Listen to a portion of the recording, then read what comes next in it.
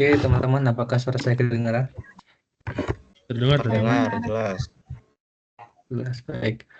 Adapun meet kita pada malam ini kita membahas codingan kita dengan membahas progres yang telah kita kerjakan. Kita akan mempresentasikan codingan dan juga akan membahas, akan juga bertanya, berinteraksi dengan codingan teman-teman sekalian. Baik, aku mulai duluan. Saya Baik. share screen. Baik. Apakah share screen saya kelihatan, teman-teman? Kelihatan, Kelihatan. kelihatan. Baik, akan saya bahas dulu gambaran umumnya. Gambaran umumnya itu saya tuh menggunakan pengelolaan parkir, itu di mana kita menghitung harga kos dan juga fines-nya. Kemudian untuk gambaran umum secara program, itu ini aku buat notasi dalam pseudocode. Itu ada calculate fines, juga ini jika durasinya itu 260 menit, itu detik ya, dalam ketentuan detik, cost-nya itu dikali dikali sekian gitu, 25%, dan juga kalau misalnya dia lebih kurang dari 260, dia berarti 10%. Kemudian juga seperti itu di cost, juga dia mengambil duration dan juga melakukan beberapa kalkulasi seperti yang dijelaskan di dalam calculate cost. Kemudian juga time count. Ini adalah untuk membentuk string, mengembalikan waktu dalam string, misalnya 8 hari, sekian jam gitu.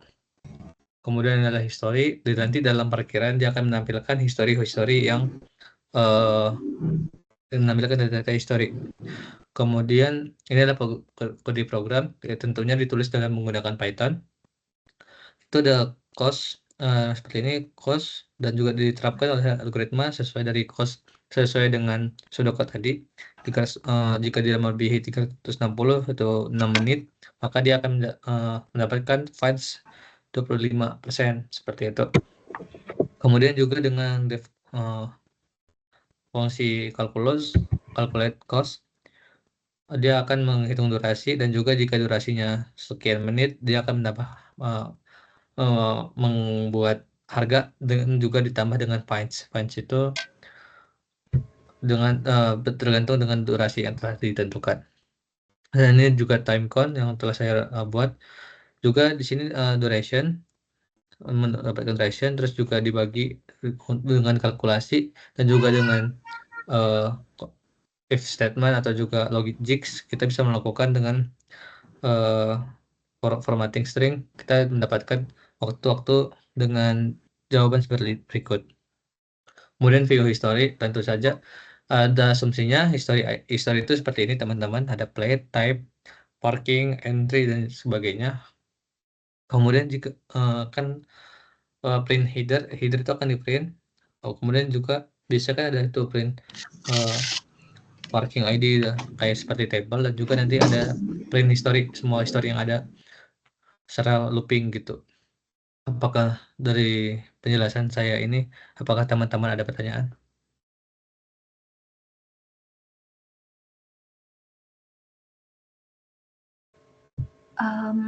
Aku aja mau tanya. Boleh. Tadi kan sempat ada parking ID ya. Iya. Di program ini juga sih parking ID-nya tuh udah dibuat unik. Iya. Ini diasumsikan ID-nya itu telah proses dia itu melakukan dari proses entry dan exit, maka proses masukkan dan keluaran itu telah dibuat seperti itu. Jadi bisa diperhatikan ID itu pasti unik karena menggunakan dictionary dari Python seperti berikut itu. Oke.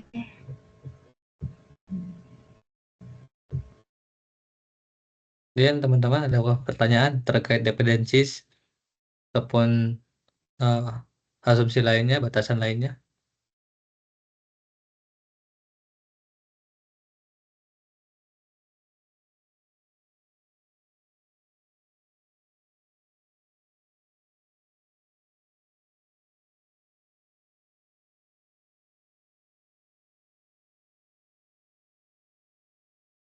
Oke, aku akan menjelaskan sebagian, mungkin terlewat.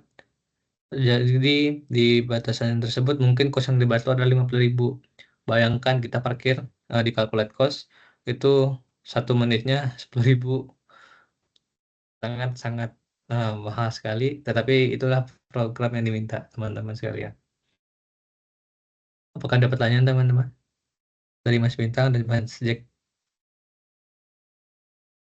Itu kosnya berarti dimasukin manual dulu ya, berarti nggak otomatis Ya, gitu ya? untuk kos sendiri telah ditentukan, itu kosnya dari duration, Mas. Jadi kayak, Oh, dari eee, duration. ya dari duration, kosnya dari durationnya itu diambil dari history, dia itu masuk dan keluar itu kapan, seperti itu. Oke, oke.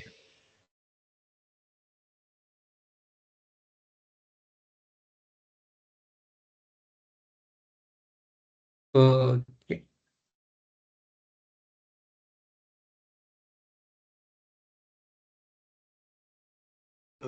Boleh nanya Mas? boleh Mas, silahkan. Bagian atas coba Mas. Baik, Saya masih bingung Mas yang di bagian, aduh, jaringan saya. Bentar. Nah, saya masih bingung di bagian yang kayak apa? Proses entry dan exit parking itu gimana sih Mas? Boleh dijelaskan kembali nggak Mas?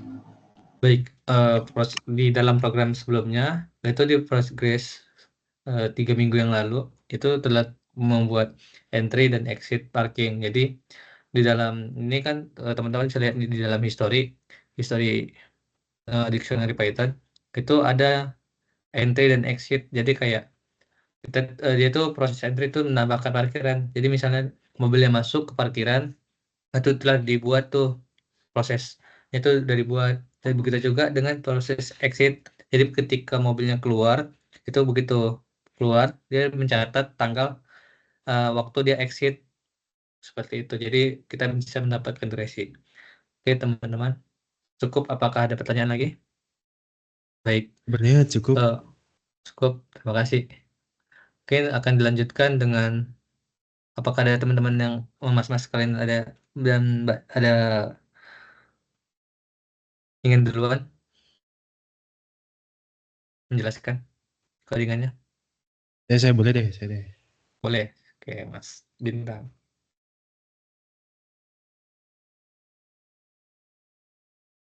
Ya, di sini kali ini saya akan menjelaskan codingan yang saya buat nih, ada 4.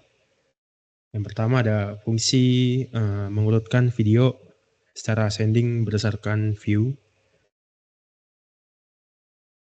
Di sini ada Remax videonya. Ini buat nyimpan indeks dari elemen terkecil. Nah, selanjutnya ini ada fungsi mengurutkan video secara ascending berdasarkan tanggal. Nah, kalau yang atas tadi ini berdasarkan view.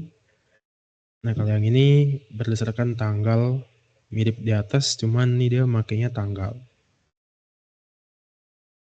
Nah, ini juga ada fungsi untuk mengurutkan video secara descending berdasarkan tanggal, sama seperti di atas. Di sini menggunakan selection sort, yang di sini menggunakan insertion yang ascending. Dan juga di sini ada fungsi untuk menghitung monetisasi pendapatan dari suatu video. Nah, di sini misalkan akunnya silver, itu rate per view-nya itu 1000. Nah, kalau platinum, di sini satu view itu rate-nya 2000. Kalau gold, rate satu view-nya itu 5000. Kalau tidak masuk dalam kategori ketiga ini, ya maka 0 rate-nya dihitungnya. Nah, sini penjelasannya ada fungsi untuk mengurutkan video berdasarkan jumlah view itu mengurutkan array video berdasarkan jumlah tayang secara ascending. Kemudian function untuk mengurutkan video berdasarkan tanggal, di sini mengurutkan array video berdasarkan tanggal secara ascending. Kemudian juga ada function mengurutkan video berdasarkan tanggal ini secara descending. Itu mengurutkan array videonya berdasarkan tanggal secara ascending atau dari yang terbaru ke terlama. Nah, di sini penjelasan untuk function menghitung monetisasi itu menghitung jumlah pendapatan yang dihasilkan dari tayangan video berdasarkan status akun pengguna.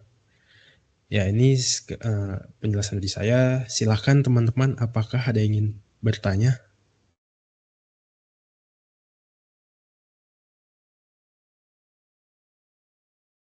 Oke, Mas, izin tanya Mas, itu kan Ya, silakan kita Mas. ada ini Mas, apa ya rate-nya ya dari ada gold, silver dan juga apa lagi satu lagi tadi? Platinum. Nah, platinum. Nah, itu apakah akunnya itu telah dilakukan secara dia akan naik tingkat atau dia akan berbayar sendiri Mas? Seperti itu Mas. Di sini kita harus masukin statusnya dulu sih sebelum ini hitung. Jadi kalau di programnya itu ini kita masukin nama dulu, terus jumlah subs, habis itu status akunnya, baru bisa kita kalkulasi. Gitu. Baik, terima Ini kasih kayak Mas. aplikasi kalkulator pendapatan akun aja sih gitu. Oke, paham Mas. Selanjutnya, Saya mau tanya, ya boleh. tadi kan sempat ada apa pendapatan ya? Ya, pendapatan. Ya, jumlah pendapatan itu dihitung berdasarkan, maksudnya per video atau gimana? Per video, misalkan video satu punya 10 view gitu. Nah, langsung aja dihitung sama dikali sama status akunnya ini sama rate-nya, ntar jadinya hasilnya keluar. Oh, oke.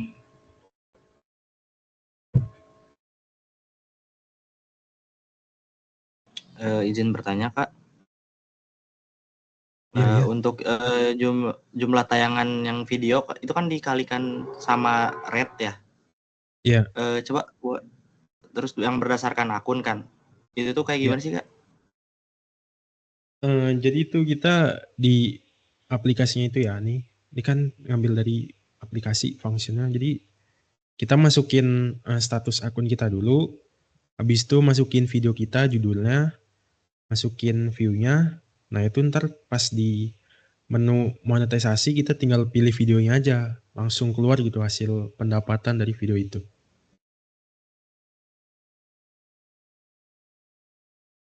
Sudah? Oke, baik Kak. Baik. Ya, mungkin di sini tidak ada yang ingin bertanya lagi. Saya tutup. Sekian dari saya. Terima kasih. Baik Mas, terima kasih. Apakah Mbak April atau Mbak Cek nih yang mau duluan? Silakan Mbak April. Oh, oke, saya duluan ya.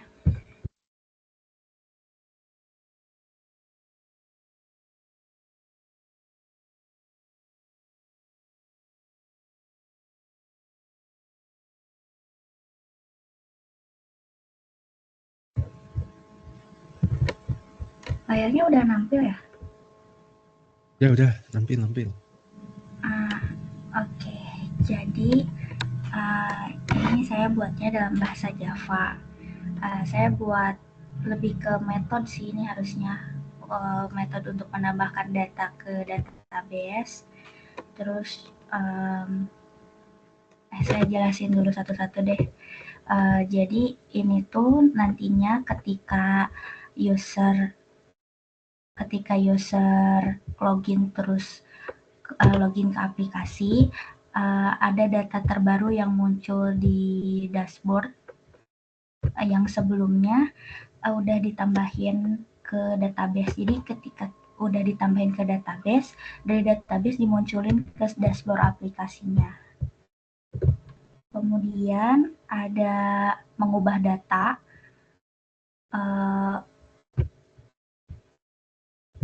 sama ini juga ketika kita mengubah data ke database, nanti dari database ke dashboard aplikasinya juga otomatis berubah. Terus ada mengatur pembagian hak. Jadi nanti di aplikasinya ada hak untuk manajer, untuk kasir, sama buat admin. Jadi nantinya menu apa aja sih yang nampil kalau kita login sebagai admin, terus juga menu apa aja sih yang tampil ketika kita login jadi kasir, terus apa juga menu yang tampil ketika kita jadi manajer. Terus ada function menampilkan ini yang tadi ya aku jelasin. Ini menampilkan data dari database ini maksudnya semua data dari database itu tampil ke beranda aplikasi terus bisa dilihat sama si usernya. Sebelum saya jelasin deskripsi masing-masing functionnya, apakah ada yang mau ditanyain?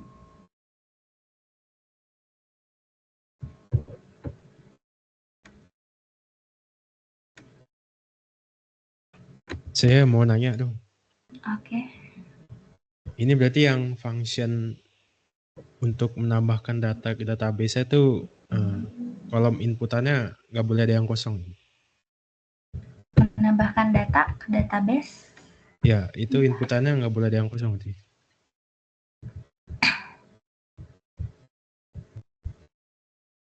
Iya, ya di sini ada sintak. Ini tuh txt name tuh aku bikin form namanya txt name menu April. Ketika dia GTX tuh menambahkan ketika dia ketemu si txt-nya dalam keadaan kosong. Jadi semua pas si user mau nambahin data tuh semua formnya harus dalam keadaan kosong dulu baru dia bisa nambah data. Oke, jelas.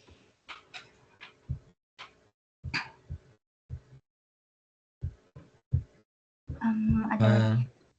Mau nanya dong, itu kan kita nampilin data ke dalam dashboard ya, yang Ya. itu. Nah, itu apakah dia login dahulu atau apakah sudah ada proses di sebelumnya? Terima kasih. Benar gimana tadi maksudnya nampilin data di dashboard tuh bakal kelihatan enggak gitu? Iya. Iya, harus login dulu, harus terdaftar dulu di aplikasinya. Misalkan kalau si usernya manajer, berarti ada data kasir siapa aja yang lagi kerja di hari itu. Kalau misalkan dia login sebagai kasir, di dashboardnya ada data makanan apa yang tersisa atau dapat dijual. Baik, cukup, Mbak. Oke.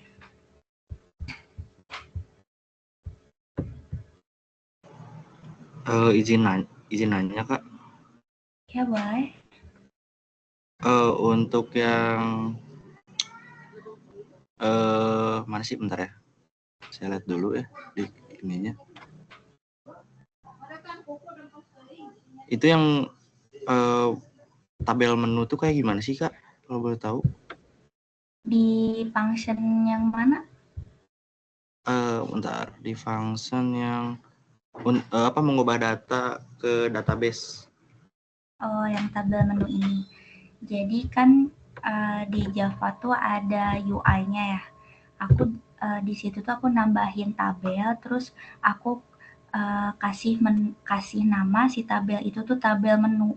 Jadi kalau misalkan nanti tabel menunya diklik, kita ngedapetin value-nya di posisi keberapa biar si datanya keubah menurut barisan di tabel menu yang kita pilih. Oke. Terima kasih. Oke. Mungkin segitu saja dari saya penjelasannya. Terima kasih atensinya. Terima kasih, Mbak. Terima kasih Mbak.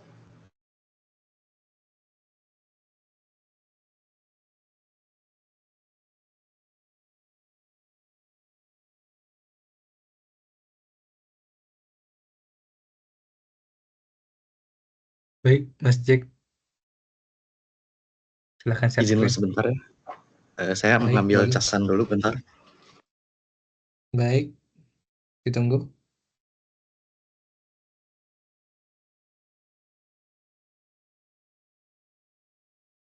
Oke, saya izin share screen-nya. Sebentar.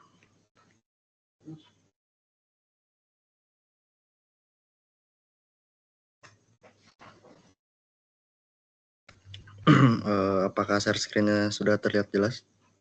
Terlihat jelas. Lihat, Oke, jadi Mas Kibo. di sini saya akan menjelaskan function yang database untuk mengedit siswa ya dari PHP ya. Jadi untuk yang pertama ini di sini tuh ada include koneksi PHP atau misalkan ini tuh koneksi untuk memasukkan file ke database ya. Namanya include koneksi .php. Lalu saya akan menjelaskan sini untuk fungsi yang get siswa atau misalkan fungsi yang mengambil data siswa berdasarkan NISN dan itu untuk dimasukkan ke dalam tabel kelas atau dalam data SPP ya. Lalu di bawah sini itu ada global koneksi atau ini tuh adalah koneksi koneksi database yang dideklarasikan di luar fungsi ya. Lalu di sini tuh ada query itu kayak semacam untuk dapetin data siswa beserta kelas dan NISN untuk dimasukkan ke dalam data data SPP-nya.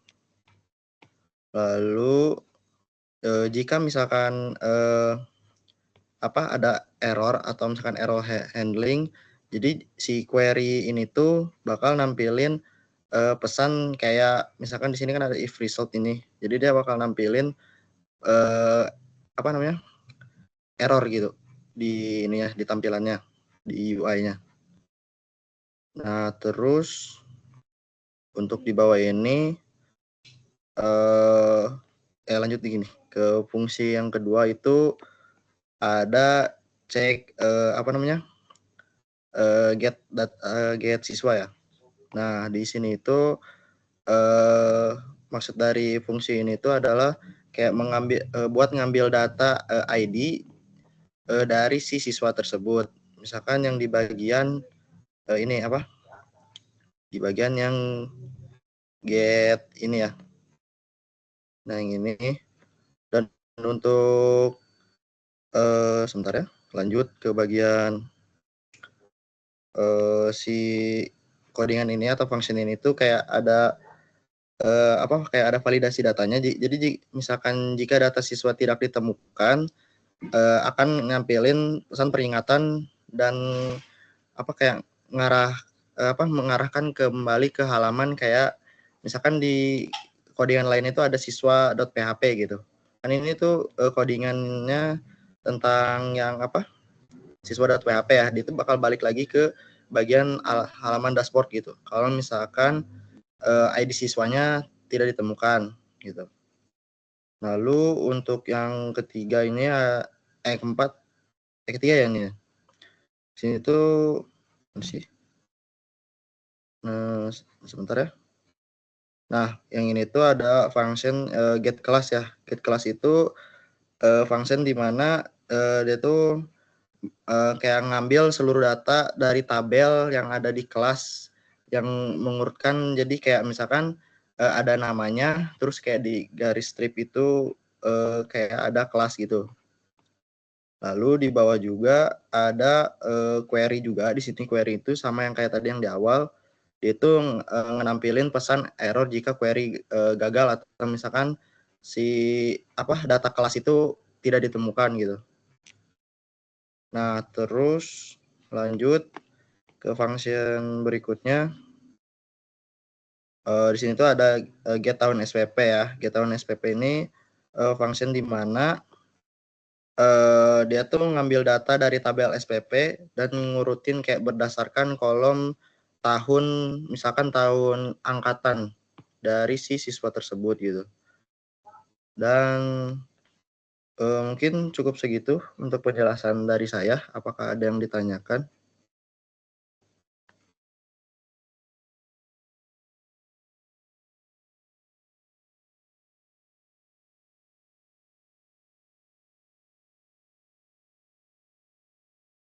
Mas, tanya Mas, itu SPP ya? Tadi ke Ya. SPP. Yang SPP di bawah tadi, paling bawah kalau nggak salah.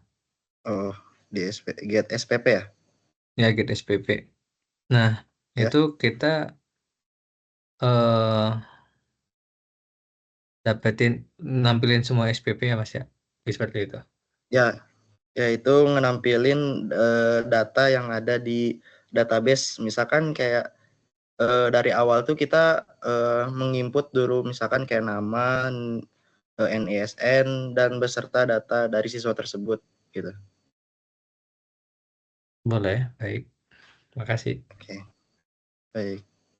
Saya mau nanya ini, Boleh, yang Kak. di function check and get siswa ID itu berarti ID-nya unik ya? Ya, bener Kak. Ini unik Kak. Untuk yang apa? Check and get siswanya. Oke, saja.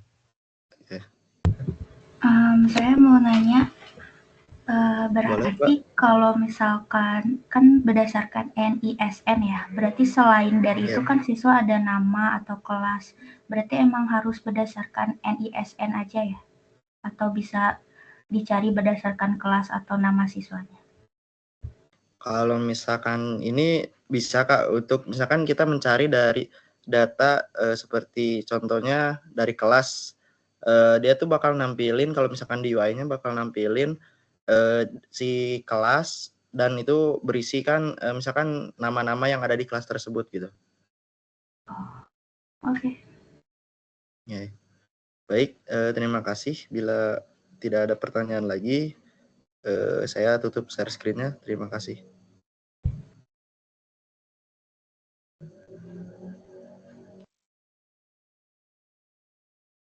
Baik, Mas Pak sekalian, teman-teman sekalian, kita telah melakukan presentasi codingan web kita, progres kita.